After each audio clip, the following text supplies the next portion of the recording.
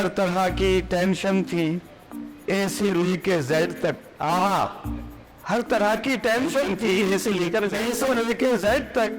Tension रहती नहीं है एक एक्सटेंशन के बाद। वाह वाह वाह, बहुत आराम से हमने ये कह दिया कि कहीं कोई दफ्तर मुकफ़िर पड़ा है, कहीं बट रही है मुसलसल मिठाई, कहीं जीतने पे भी शर्मिंदगी है, जो हारे हैं वो दे रहे हैं दुहाई।